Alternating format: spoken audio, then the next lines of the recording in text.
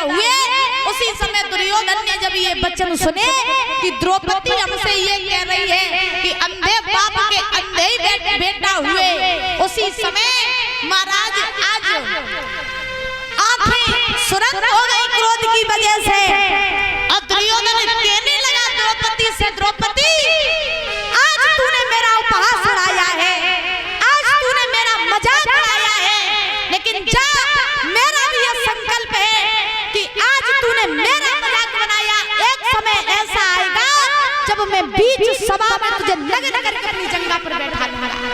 एक समय ऐसा आएगा तब तू भी याद करेगी कि किससे पाला पड़ा था। आज तूने मेरा उपहास उड़ाया, तूने मेरा मजाक बनाया, इतना क्या करके आज दुर्योधन महाराज क्रोध की वजह से हस्तिनापुर में आया।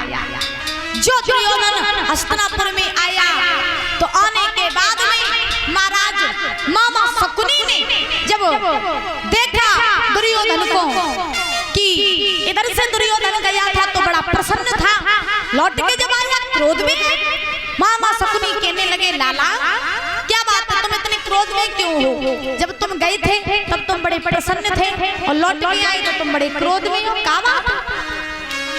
सो जो इतने वचन कहे कि क्या बात है, सो दुर्योधन कहने लगा मामा बात तो कुछ नहीं है, केवल बात एक है कि हम गए थे धर्मराज की सभा में, जब लौट करके आ रहे थे तो थल समझ करके हम जल में गिर गए। द्रौपदी ने हमें देखा, द्रौपदी हंसने लगी, मेरा मजाक बनाया कि अंधे बाप के अंधे बेटा पैदा हुए, मामा उसने मेरा उपहास उड़ाया, मामा मुझे कोई अकल बता दो। और एक बात कही दुर्योधन ने, क्या कि मामा कछु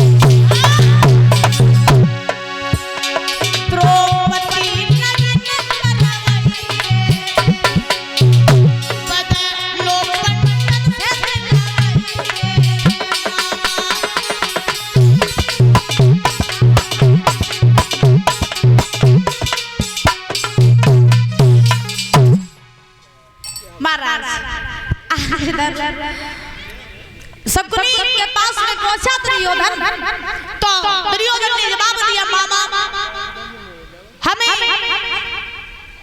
आप हमें कोई उपाय बता दीजिए जिससे कि हम द्रौपदी को नग्न करवा सके और अपने अपमान का बदला ले सके। एक बात बताएं दादा कि जीवन में अगर एक बार मृत्यु आ जाए तो अच्छा होता है, लेकिन अगर किसी का अपमान हो जाए तो ये महाराज मृत्यु से 100 गुना बुरा होता है। क्यों?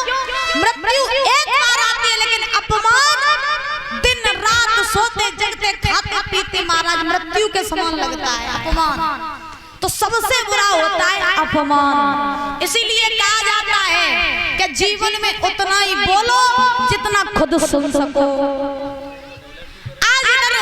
मामा शकुनी के पास में पहुंचा है दुर्योधन, जवाब दिया मामा हमें अकल ऐसी बता दो जिससे द्रौपदी नग्न हो जाए और मेरे अपमान का बदला हो जाए, क्योंकि जब तक मैं द्रौपदी से अपने अपमान का बदला नहीं ले लूंगा तब तक मामा मैं चैन से नहीं बैठूंगा। तो मामा शकुनी कहने लगे भांजे चिंता करने वाली कोई बात नहीं है, अगर तुम द्रौपदी को नग्न करवाना चाहते हो, अपने अपमान का बदला लेना चाहते हो तो हम तुम्हें योजना बताएंगे। अच्छा एक बात और है, क्या घर में अगर लड़ाई हो जाए, भाई भाई की हो जाए और नंद भौजाई की हो जाए या सास बहू की हो जाए, तो घर में कभी घर की लड़ाई घर से बाहर नहीं जाने देना। घर की लड़ाई को कभी घर से बाहर नहीं जाने देना, क्योंकि महाराज बाहर वालों को जब आप अपना दुख बताओगे तब तो आप सुन लेंगे, लेकिन जब भाई दूसरों से कहेंगे जाकर के तो हंस के बताएंगे, आपका मजाक बनाएंगे। इसीलिए अगर घर में लड़ाई हो जाए तो चार दीवारी के बीच में घर की लड़ाई को सुलझा लेना, बाहर कभी बात को नहीं जाने देना। और खास तौर पे ससुराल वाले के यहाँ, ससुराल वाले के यहाँ कभी बात नहीं पहुंचाए चाहिए, क्योंकि कहा जाता है दीवार बिगाड़े आरो और घर बिगाड़े सारो। दीवार बिगाड़े आरो, घर बिगाड़े सारो। सारो घर बहुत जल्दी बिगाड़ते और ससुराल वाले बिगाड़ते ही महाराज।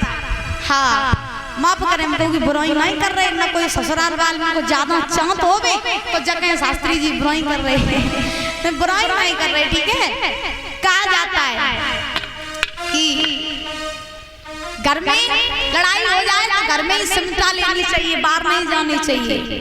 ध्यान रखना, घर से बाहर बात जाती है तो ज्यादा बात बढ़ती है, सिमटती नहीं है, ज्यादा बढ़ ही जाती है।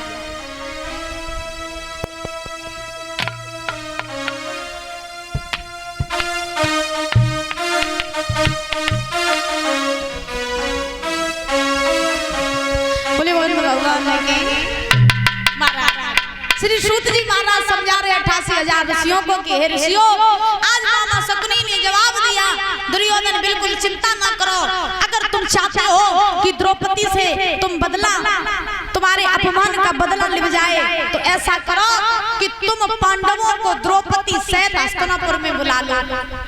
और जब पांडव हस्तिनापुर में आएंगे तो जुआ का खेल खिलवा देना, और जुआ का खेल खिलवा करके तुम जुआ में उनसे सब कुछ हरवा लेना, उनसे सब कुछ छीन लेना। और जब तुम सब कुछ छीन लोगे तो अंत में द्रौपदी को ले लेना, सभा में नग्न कर देना, तुम्हारे अपमान का बदला पूरा हो जाएगा।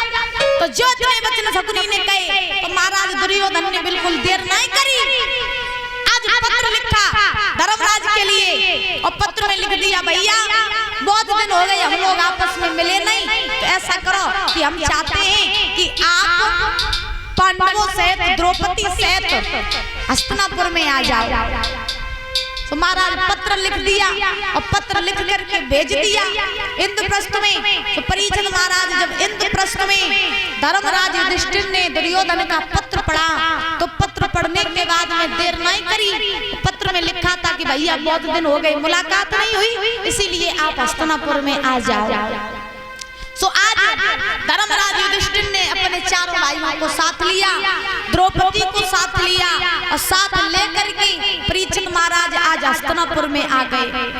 जो हस्तिनापुर में आए पांडव, तो आने के बाद में इधर द्रौपदी जो थी उसे महाराज आज द्रौपदी को जो दुर्योधन की पत्नी थी उसके पास में छोड़ दिया, भानुमति।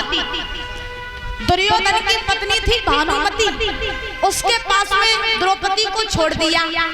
अब छोड़ने के बाद में पांडव जो थे वो आए पितामह भीष्म के पास।